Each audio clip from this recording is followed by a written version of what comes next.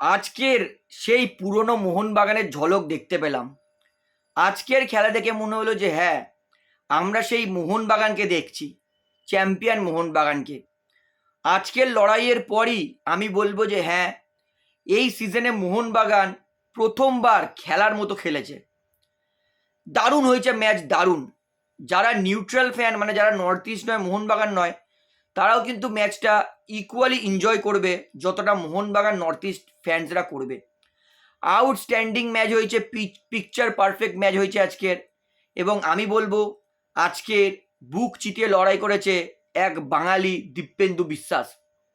Outstanding খেলেছে দীপেন্দু, ব্যাং on performance করেছে। সত্যি বলছি, আজকে যদি ডিফেন্সে কেউ সেরা খেলে থাকে সেটা হচ্ছে দীপেন্দু বিশ্বাস।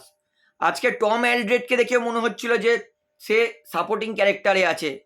যা খেলেছে দীপেন্দু, যখনই কোনো বল বাঁচাচ্ছে, ক্লিয়ার করছে, কোনো ট্যাকেল করছে, সব জায়গায় একজনকে দেখছি দীপেন্দু বিশ্বাস।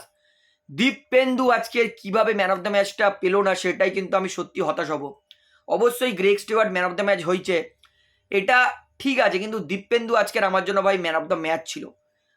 দারুণ খেলেছে, দারুণ। সত্যি বলছি, দীপেন্দু এই পারফরমেন্সটা যদি কন্টিনিউ করে যেতে পারে তাহলে অবশ্যই দীপেন্দুর কিন্তু ফিউচারটা ব্রাইট হয়ে যাবে। এই পারফরমেন্সটাই দীপেন্দুকে কিন্তু ধরে রাখতে হবে। দারুণ খেলা হয়েছে আজকে দীপেন্দুর তরফ থেকে, এবং মোহনবাগান দেখিয়েছে যে হ্যাঁ, এই মোহনবাগানকেই আমরা চিনি, লড়াই করার মোহনবাগান।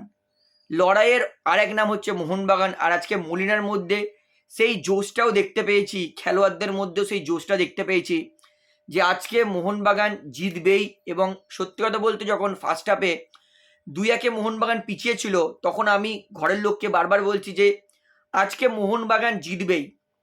আর যদি মোহনবাগান আজকে না জেতে তাহলে মোহনবাগানের আগামী আমি 2-3টে ম্যাচ দেখবো না, এত বড় কথা বলেছিলাম।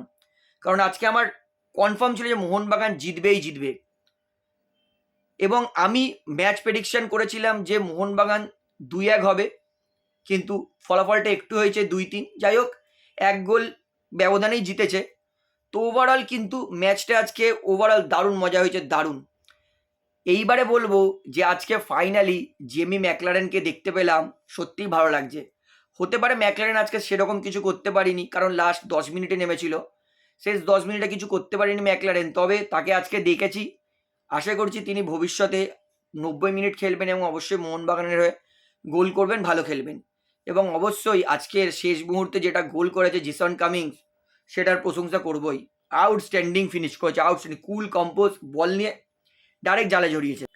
এবং সব থেকে বড় কথা আমার জন্য আজকের, সেটা হচ্ছে আজকে মোহনবাগান সেট পিসে গোল করা দেখিয়েছে। এখন মলিনার আন্ডারে মোহনবাগানের একটা দিক ভালো হচ্ছে, সেটা হচ্ছে সেট পিসে গোল কিন্তু মোহনবাগান পাচ্ছে। প্রথম গোলটাও দীপেন্দু সেট পিসে করেছে, সেকেন্ড গোলটাও কিন্তু সুভাশিস বোস, সেটা সেট পিস থেকেই এসেছে। তো এইবারে আমি ম্যাচে আসি। ম্যাচটা দারুণ উপভোগ করেছি, সত্যি কথা বলছি। এবং আজকের শুরুতে নর্থ ইস্ট খুব ভালো আক্রমণ করছিল। শুরুর 10 মিনিট, শুরুর 10 মিনিট না, শুরুর 8 মিনিট নর্থ ইস্ট ছেয়েছিল।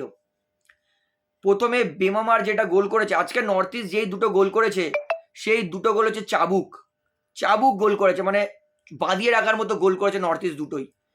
মাঝে মাঝে কোনো টিমের এরকম একটা দিন আসে যেদিনকারে ওরা বাঁধিয়ে রাখার মতো গোল করে, আর আজকে নর্থ ইস্টের সেই দিনটা ছিল, বাঁধিয়ে রাখার মতো গোল করেছিল। বেমামার দারুণ বক্সের বাইরে থেকে সাইড বলই বলটাকে মিট করেছে, বল একদম আউট সুইং হয়ে ইনে ঢুকেছে। আউটস্ট্যান্ডিং গোল ছিল, আউটস্ট্যান্ডিং। এবং তার গোল কিছুক্ষণের মধ্যেই মানে তার জবাব দিয়েছে দীপেন্দু বিশ্বাস। ডিমিট্রির ফ্রিকিকে দীপেন্দু দারুণ লুপিং হেড মেরেছে, কিছু করার নেই, গোল। 10 মিনিটে 1-1। তারপরে ম্যাচটা মোহনবাগান কিন্তু ভালো ধরেছিল, মোহনবাগান অ্যাটাক করছিল, কিন্তু কিন্তু কাউন্টার অ্যাটাক কী জিনিস সেটা কিন্তু আজকে নর্থ ইস্ট দেখিয়েছে। এবং আমি জুয়ান পেদ্রো বানালির একটা কথা প্রশংসা করবই। ভাই, দলটাকে কি সাজিয়েছে জুয়ান পেদ্রো বানালি। কাউন্টার অ্যাটাকে যে গোলটা করেছে তারা, সেটাই তার প্রমাণ যে কিভাবে দলটা 1-2 টাচ খেলে গেলে কয়েকটা টাচের মধ্যে, কয়েক সেকেন্ডে, মিলি সেকেন্ড, যেন ইউরোপিয়ান ফুটবল দেখছি, কয়েক সেকেন্ডের মধ্যে নিজেদের হাফ থেকে এই হাফে এসে গোল। মানে সত্যি করে দেখে মনে হচ্ছিল যে ইউরো কাপের খেলা দেখছি, এত ফাস্ট গোলটা করেছে, দারুণ। তো জুয়ান পেদ্রো বানালি দারুণ কোচ পেয়েছে north east.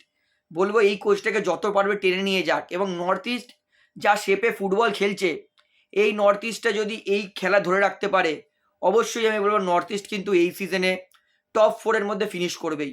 North east outstanding খেলছে, যত প্রশংসা করবো তত কম। এবং আজকের মোহনবাগান ফাইনালি এই আইএসএল এর প্রথম জয়টা পেয়েছে, এবং এই জয়টা পেয়ে কিন্তু মোহনবাগান মানে টপ 4-এ মানে 4 নম্বরে চলে গেছে, অর্থাৎ মোহনবাগান আস্তে আস্তে উঠছে ওপরে। তবে আমি বলবো আশিস রায়ের কথা। আশিস রায় থ্রু আউট 90 মিনিট যদি ধরি, প্রথম 60 মিনিট বাদ দিয়ে দিলে সেকেন্ড 60 থেকে 30 মিনিট আশিস রায় ভালো খেলেছে।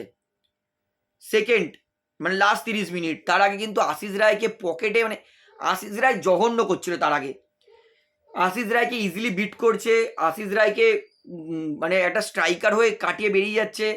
আশিস রায় বডি ওয়েটে পাচ্ছে না, আশিস রায় হেড চ্যালেঞ্জে পাচ্ছে না, আশিস রায় ট্যাকেল করতে পারছে না, আশিস রায় বল মিসপাস করছে। তো ওভারঅল অনেক ভুলচুক করেছে আশিস রায়। আমি আশিস রায় একদিন দুদিন খেলছে না, সে 3-4 বছর ধরে আইএসএল খেলছে এবং ক্রমাগত প্লেইং ইলেভেনের সুযোগ পাচ্ছে। প্রথমে হায়দ্রাবাদের ক্রমাগত প্লেইং ইলেভেনের সুযোগ পেত, মোহনবাগানেরও ক্রমাগত প্লেইং ইলেভেনের সুযোগ পাচ্ছে। তো এই সুযোগ পাওয়ার পরেও আশিস রায় এত ভুল, এটা কিন্তু এক্সপেকটেশনের বাইরে। এবং আমি বলবো ফাইনালি হোসে মলিনা বুঝে গেছে যে মোহনবাগানের কিন্তু 3-এর ডিফেন্সে হবে না, 4-এর ডিফেন্স যথেষ্ট ভালো খেলেছে মোহনবাগান। আজকে যেই গোলটা মোহাম্মদ বিমার করেছে, সেই গোলটা কিন্তু 10টার মধ্যে একটাতে হয়। তো সেই গোলটা মোহনবাগানের কিছু করার নেই, ডিফেন্সের দোষ দিতে পারবো না সেই জায়গায়। হ্যাঁ, একটা দোষ দিতে পারবো যে বেমারকে ছেড়ে দিয়েছিল, তবে ডিফেন্সের আমি দোষ দিতে পারবো না। এবং আরেকটা জিনিস হচ্ছে সেটা কাউন্টার অ্যাটাকে গোল, সেটাও কিছু করার নেই। তো মোহনবাগান ডিফেন্স ঠিকঠাক করেছে, খারাপ বলবো না। আর দীপেন্দুর প্রশংসা আমি অলরেডি করে দিয়েছি। এবং আমি প্রশংসা করব গ্রেগ স্টেওয়ার্টের। ভাই আমি আগেও বলেছি গ্রেগ স্টেওয়ার্ট সেই ক্যাটাগরির প্লেয়ার, সেই ক্যালিবারের প্লেয়ার, মানে সে টাইম লাগবে একটুখানি ভাই মোহনবাগানে এসে খেলতে, তার একটা টাইম লাগে।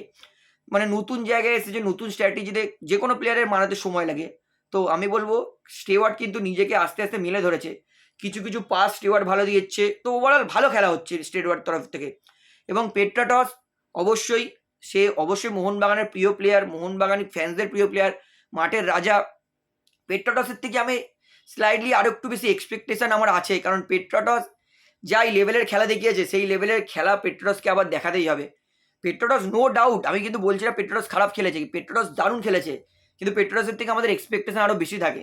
এবং লিস্টন আর মানবীর, একটাই কথা বলবো, লিস্টন মানবীর বহু বছর থেকে ভারতীয় দলে খেলছে, ভারতের বলবো ক্রমাগত প্লেইং ইলেভেনের প্লেয়ার। ভারতের স্টার্টিং লাইন আপে খেলার পরেও কিভাবে এত মিস হচ্ছে লিস্টন আর মানবীরের, শুধু গোল মিস নয়, তার মধ্যে পাস মিস, তারপরে মিস পাস, তারপরে একটা ঠিকঠাক করে ক্রস রাখতে পারছে না। তো লিস্টন আর মানবীরকে বুঝতে হবে যে তারা ভারতের প্লেইং ইলেভেনে রেগুলার চান্স পাওয়া প্লেয়ার, তো তাদেরকে আরও বেটার করতে হবে। এবং শেষে প্রশংসা করব জেমি ম্যাকলারেন, দারুণ খেলেছে জেমি ম্যাকলারেন। এবং আপুইয়া, কেন লড়ে মোহনবাগান আপুইয়াকে কিনেছিল, আপুইয়া কিন্তু লাস্ট দুটো ম্যাচে সেটা প্রমাণ করে দেখিয়েছে। আর আজকে তো আপুইয়া দেখিয়েছে যে কেন মোহনবাগান তাকে লড়ে কিনেছিল। তো আমার জন্য আরও একবার বলছি ম্যান অফ দ্য ম্যাচ সেটা দীপেন্দু বিশ্বাস ছিল। মলিনার প্রশংসা আমি এখনই করব না, সবে একটা জিতেছে। মলিনা যদি এই জয়টা যদি 2-3 ম্যাচ আরও কন্টিনিউ করে যেতে পারে তাহলে কিন্তু আমি মলিনার প্রশংসা করব। তো ওভারঅল আমার man of the match Dipendu. আপনার জন্য ম্যান অফ দ্য ম্যাচকে সেটা আমাকে কমেন্টে জানাবেন। তাহলে ভিডিওটা এখানে শেষ করছি, আশা করি ভালো লাগলো। তো ভিডিওটি ভালো লাগলে অবশ্যই লাইক করুন, কমেন্ট করুন, শেয়ার করুন। এবং চ্যানেলে নতুন আছেন সবাইকে অনুরোধ করবো তারা অবশ্যই পাবলিক ভিউ কলকাতা চ্যানেলটিকে সাবস্ক্রাইব করে বেল আইকন প্রেস করে অল করে রাখবেন। ধন্যবাদ।